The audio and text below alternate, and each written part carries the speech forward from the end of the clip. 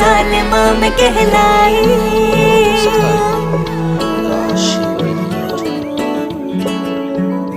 কিছু দূর যেতে না যেতেই মাঝে মাঝে দেখা যাচ্ছে পাখির বাসা।